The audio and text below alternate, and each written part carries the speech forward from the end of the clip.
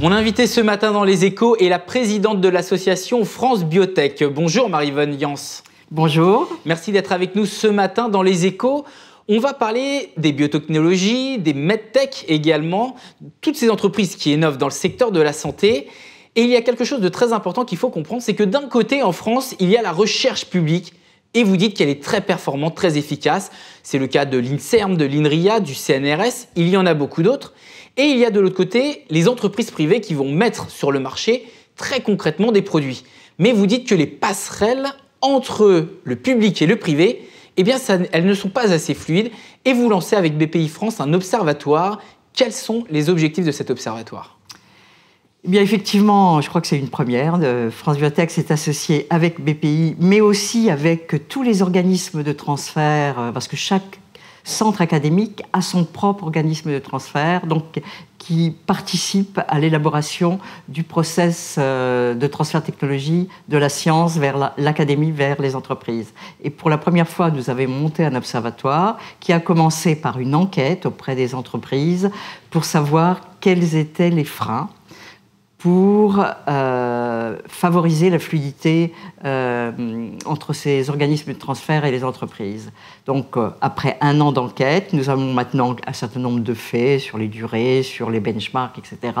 Donc, nous lançons cet observatoire cet après-midi avec la BPI et les organismes de transfert.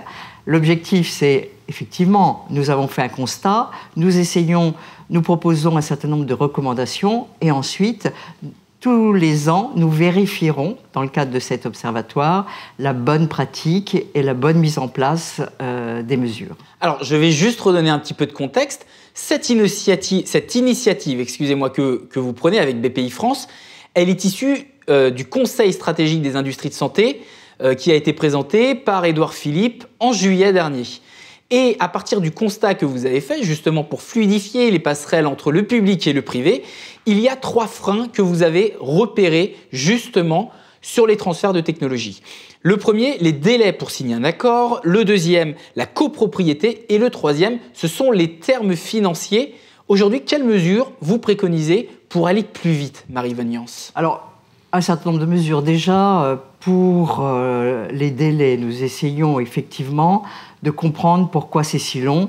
Souvent, plusieurs organismes de transfert sont impliqués dans ce transfert. Il y a l'université, il y a l'INSERM, il y a le CHU, et chacun signe. Donc, rien que la signature, c'est très lent. Donc, parce qu'il y a une multitude d'acteurs, en fait. Il y a une multitude d'acteurs.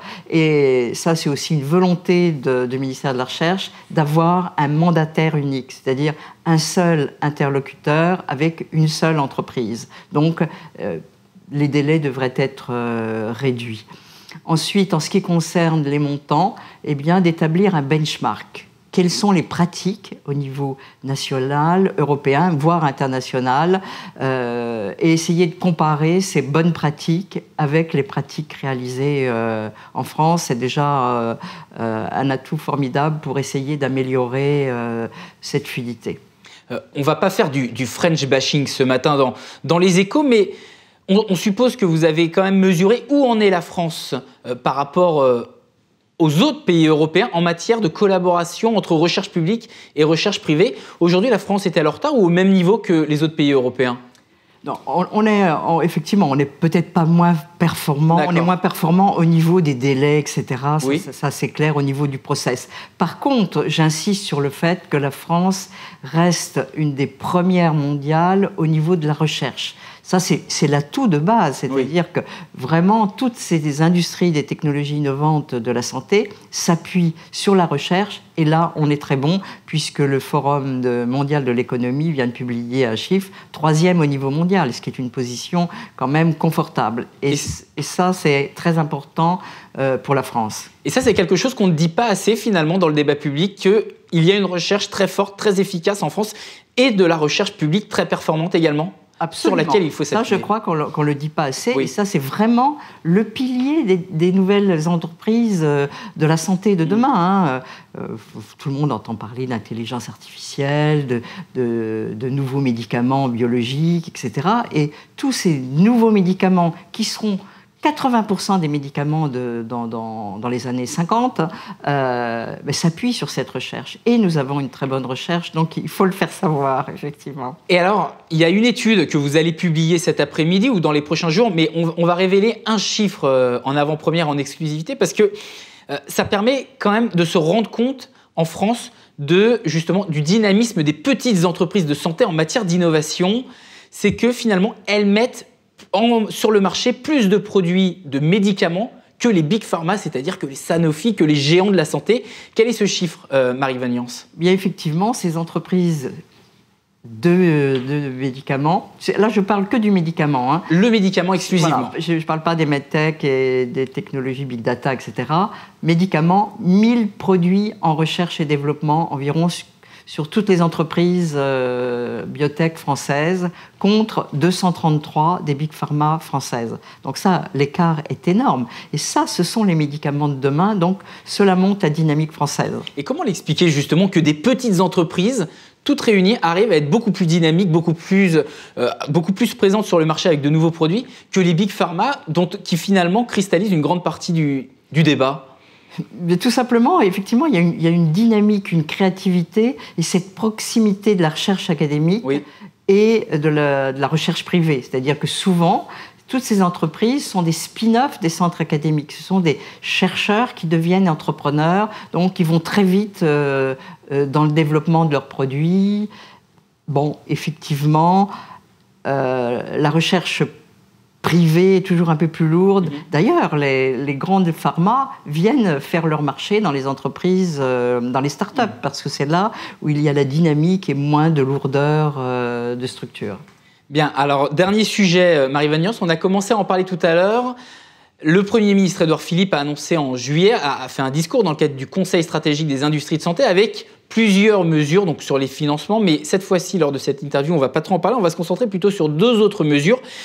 Une réduction des délais d'autorisation de mise sur le marché ou encore des délais d'accès au marché à 180 jours. Est-ce que c'est une bonne impulsion au final, ce Conseil stratégique des industries de santé? Alors moi j'ai été ravie, j'ai participé à ce Conseil stratégique et vraiment le discours du Premier ministre a été très innovant et ça a été très positif pour nous parce que il a parlé effectivement d'améliorer le transfert technologie, il a parlé de la réduction des délais des essais cliniques. Là, on était vraiment les derniers en Europe et je pense qu'on a beaucoup œuvré pour réduire ces délais et de faire en sorte qu'on soit compétitif en France. Et là, le Premier ministre a insisté sur ces points-là.